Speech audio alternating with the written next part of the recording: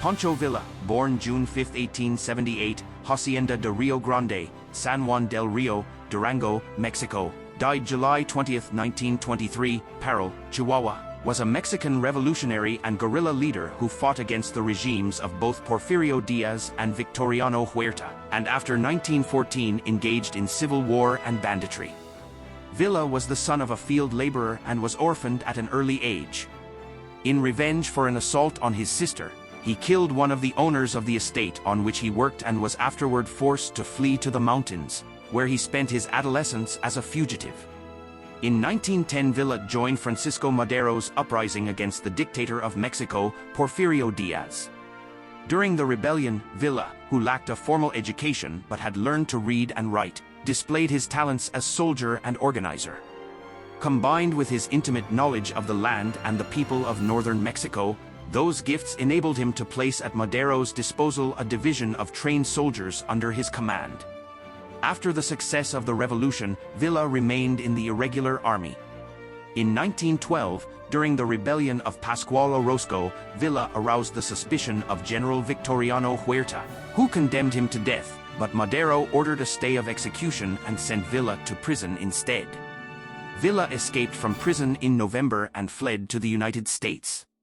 After Madero's assassination in 1913, Villa returned to Mexico and formed a military band of several thousand men that became known as the famous División del Norte, Division of the North.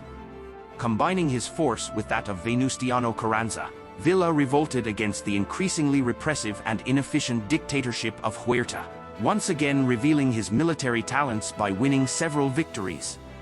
In December 1913, Villa became governor of the state of Chihuahua.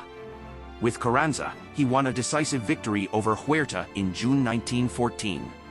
Together, Villa and Carranza entered Mexico City as the victorious leaders of a revolution.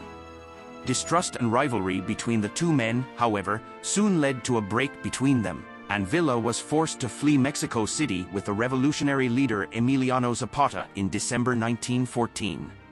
Badly defeated by Carranza in a series of battles, he and Zapata fled to the mountains of the north. In order to demonstrate that Carranza did not control northern Mexico, Villa executed some 17 U.S. citizens at Santa Isabel, Chihuahua, in January 1916 and 2 months later attacked Columbus, New Mexico, killing about 17 Americans. U.S. President Woodrow Wilson then sent an expedition under General John J. Pershing to that area. Because of Villa's popularity and intimate acquaintance with the terrain of northern Mexico, however, and because of the Mexican government's dislike of Pershing's presence on Mexican soil, it proved impossible to capture Villa. Villa continued his guerrilla activities as long as Carranza remained in power. After the overthrow of Carranza's government in 1920, Villa was granted a pardon and a ranch near Parral, now Hidalgo del Parral, Chihuahua, in return for agreeing to retire from politics. 3 years later, he was assassinated amid a barrage of gunfire while traveling home in his car from a visit to Parral,